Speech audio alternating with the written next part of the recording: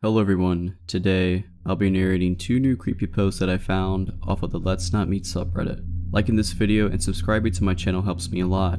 After you have heard these stories, let me know what you thought of them in the comments below. But without further ado, let's dive straight into their experiences. These are their stories. This happened last night and the night before. A little backstory first. I live in a not so safe area. If you walk down my block, there is a lot of crime. When we leave our house, we hit up a side street that gets us away from trouble. Like I said, my block isn't bad. We all get along here. Most people in this block are related to each other, all but for my household, but even though we are strangers to the neighbors, they are nice to us. The people right next door have dogs as well as a few other households. Again, we are the odd ones out in the department as well. The dogs only bark when someone is out on our block that doesn't live here. I have always felt safer because of the dogs. I live in a home converted into a duplex. When you walk in the front door, you're in the entryway, and then across the entryway you see my apartment door. Then if you go up the stairs beside my door, you will find the door to the second apartment. The front door to the house has no lock mechanism at all. It's so tenants cannot lock each other out of the house. We can only lock the doors to our apartments. When you come into the entryway, a motion sensing light comes on. No one is currently living in the upstairs apartment right now, so at this time it's just me and my husband living in the place.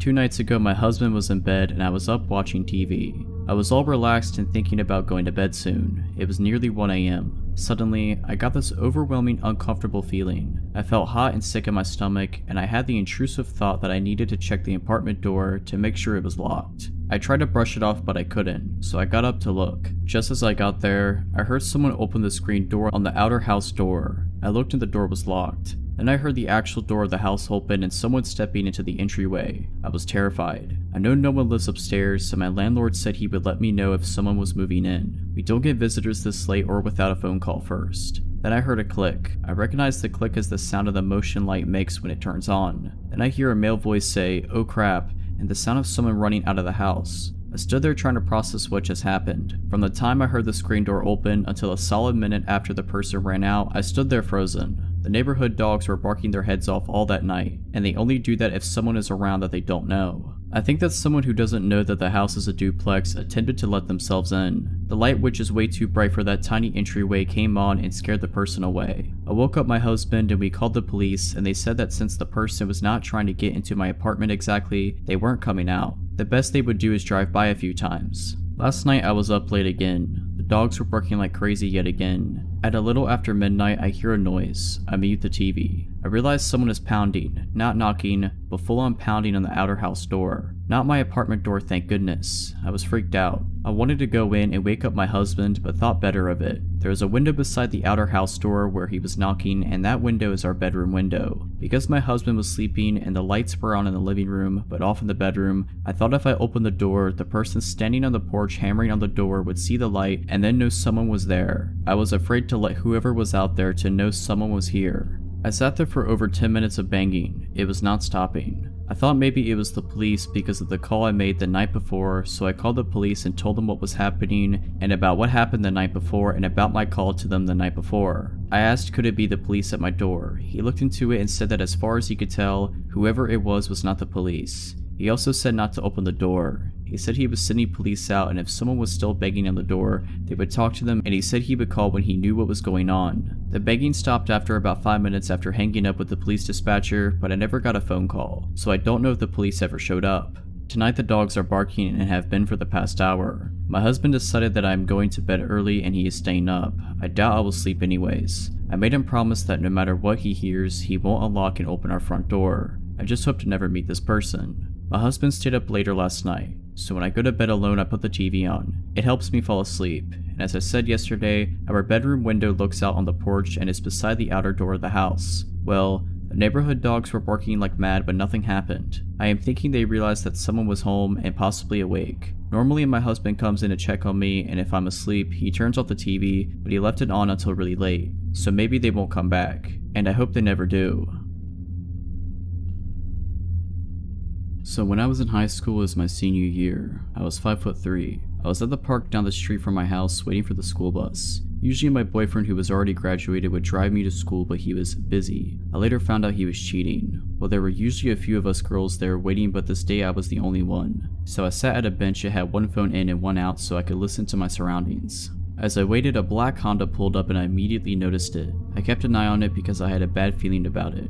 I wasn't making it obvious that I was watching it because I didn't want to look crazy, but after a few minutes 2 big men got out. I immediately texted my boyfriend that I was at the park and these guys were creeping me out. Of course he didn't text back, so I copy-pasted the same text to my cousin who was home. I lived with my aunt and 2 guy cousins, unwinding down from the night shift. I wanted someone to know the car make and color, plus it was 2 men. I didn't get any responses. When they got out of their car, they started to walk towards me, so I got up from the bench and walked towards the street because the bus was supposed to be there any minute. The driver actually ended up being a little late. As I stood by the street, these men walked up to me and I could feel the bad energy. One guy said hello as the other guy stood there staring me down. I just did a small smile and a nod, then looked away. Then the same guy I'll call number 1 asked how old I was. I didn't respond. I could tell the other guy, number 2, was getting mad that I wasn't feeding into it. Then number 1 kept asking me yes or no questions like, do you have a boyfriend? Do you live close? Do you have drugs? We have some, do you want some? I felt a cold rush go over my body and I got the chills.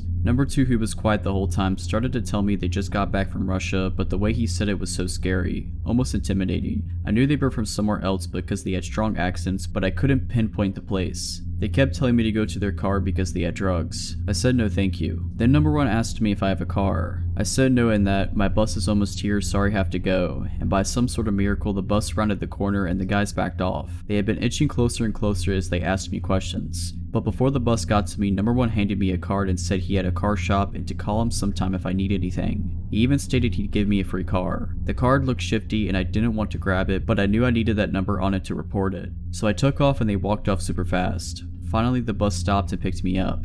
As soon as I got on, I started to cry. I had a complete meltdown. It was like all the adrenaline was keeping my mind and body aware and focused while the men were there, but as soon as I was safe, my body and mind gave out. Thankfully, there weren't many people on the bus, so the driver calmed me down before we took off, and I explained to her what happened. When she looked around for the car, they were gone. She said she saw them around me, but I thought I knew them because they were so close to my person. The driver called into her dispatch saying that there was an incident so that they could notify the school. She continued to pick up all the other students up, but when we got to the school, she walked me to the office. I was absolutely terrified to be alone. The principal came out and so did the campus security. They were so sweet and gentle with me as they brought me back to the principal's office. Both were men and they proceeded to ask me questions about the men, their car, and the questions the creeps had asked me. I cried the whole time. Then I pulled out the card the guy gave me and handed it to the principal. He looked at the security and said he was going to call it and act like my dad, so he did. It was on speaker and number 1 answered. I knew his voice as if it burned into my brain. It took everything in me not to have a panic attack. The principal asked the guy if he could get him a car at a good price and the guy played dumb. The principal said his daughter, me, gave him the card. As soon as he said that, the guy hung up.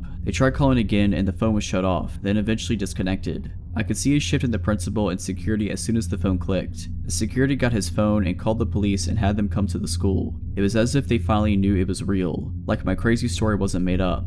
The principal excused himself with the security guard and they talked for a minute in the hall. I could hear everything they were saying. She's lucky to be alive. This is serious. We need to call our parents to come get her. When the police got there, they came into the office that I was sitting in and asked me for the story again and in front of the principal and security guard. I feel like they wanted to see if I was being 100% honest, so I obliged. The officers were straight up with me and told me it sounded like they were watching us girls at the park because they chose the one day that one of us were alone. He also said the car was being used as bait to get me to go where they wanted. I felt sick. The school called my aunt, but she didn't pick up. The only person that picked up first was my boyfriend. One of the officers talked to him as the other finally got a hold of my aunt. My boyfriend ended up picking me up and taking me home and I cried the whole time. When I got there, my grandma, uncle, aunt, mom, and cousins were all out front. A week later, some girl at another local high school, not far from the park, was saved by other students. She was being dragged into a black Honda by 2 guys. The other kid stood up and grabbed her and pulled her out of the car. The principal called me into his office and that's how I found out. They also had the same officers there and had me choose the 2 guys out of a picture lineup.